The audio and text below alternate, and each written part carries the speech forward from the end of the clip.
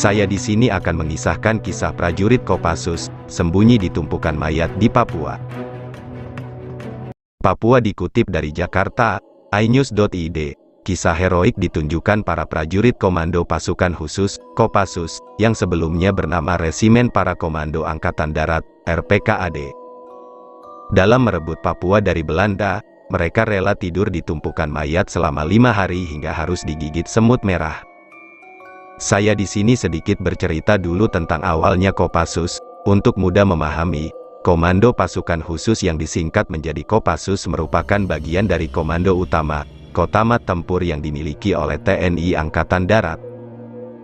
Kopassus memiliki kemampuan khusus seperti bergerak cepat di setiap medan, menembak dengan tepat, pengintaian, dan anti-teror.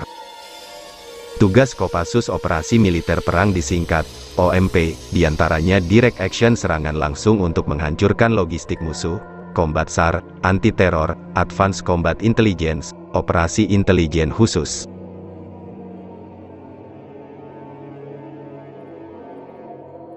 Selain itu, tugas Kopassus Operasi Militer selain perang, OMSP, diantaranya humanitarian asistensi, bantuan kemanusiaan, AIRSO, operasi anti-insurgensi, separatisme dan pemberontakan, perbantuan terhadap kepolisian, pemerintah, SAR khusus serta pengamanan VVIP.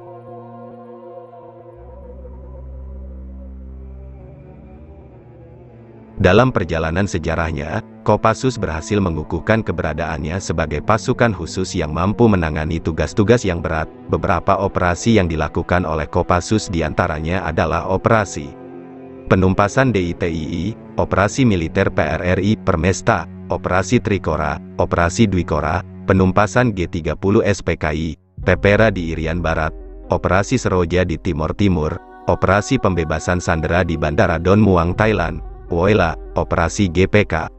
Di Aceh, Operasi Pembebasan Sandera di Mapenduma, Operasi Pembebasan Sandera Perompak Somalia, serta berbagai operasi militer lainnya.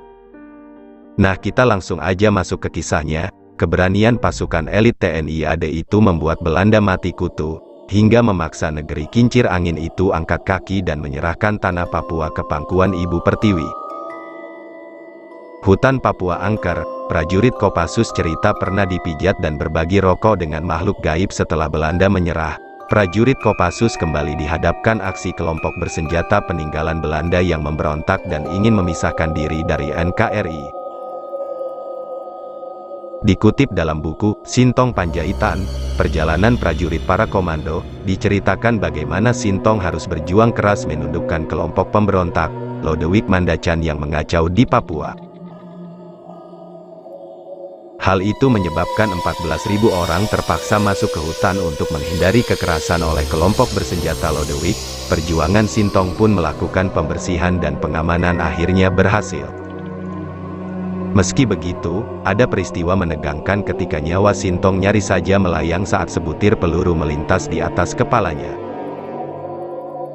Saat itu, tim RPKAD melakukan pembersihan di dalam kota kecamatan Warmare. Siang harinya tim RPKAD kembali ke Manokwari. Truk yang mengangkut pasukan harus melewati daerah perbukitan yang rawan terjadi penyergapan.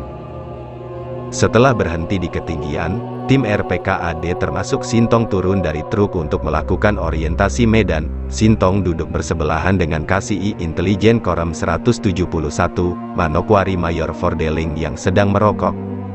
Tiba-tiba mereka ditembak oleh pemberontak dari jarak dekat yang hanya berjarak 6 meter dari arah jurang. Beruntung tembakan itu tidak mengenai kepala Sintong. Sebab pada saat bersamaan Sintong sedang menggaruk kaki yang digigit semut merah. Sembunyi di tumpukan mayat, aksi heroik juga dilakukan prajurit 2, Prada, Parjo pada awal-awal perebutan Irian Barat pada tahun 1961 sampai tahun 1962. Peristiwa tersebut berawal ketika pasukan gabungan Kopassus bersama pasukan gerak cepat, PGT, yang kini bernama Korps Pasukan Khas, Pashas, pasukan dipimpin Letnan II, Letda, If Agus Hernoto, diterjunkan ke dalam hutan rimba Papua. Dalam upaya penyusupan, Parjo bersama rekan-rekannya disergap pasukan Korps Marinir Kerajaan Belanda, Korps Marinier, di daerah Fakfak. Karena kekuatan yang tak seimbang membuat pasukan gabungan terdesak. Berdasarkan instruksi yang diberikan pimpinan, jika kalah jumlah maka seluruh prajurit harus mundur ke dalam hutan.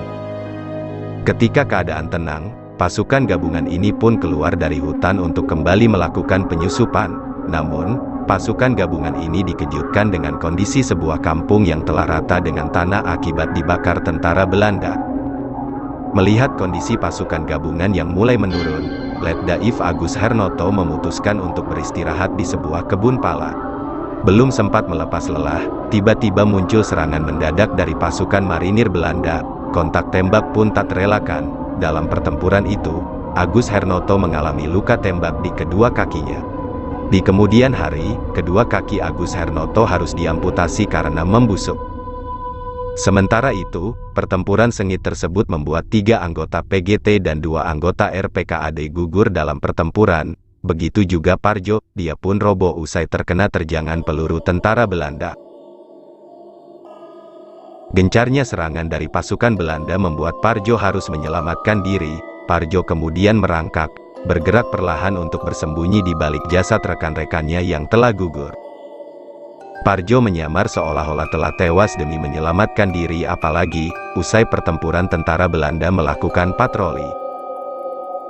Keadaan itu membuat Parjo tidak bisa bergerak, bahkan Parjo harus tidur selama 5 hari di antara jasad teman-temannya yang telah gugur dalam pertempuran. Upaya penyelamatan itu pun membuahkan hasil. Parjo akhirnya diselamatkan oleh warga setempat yang membawanya ke permukiman untuk dirawat.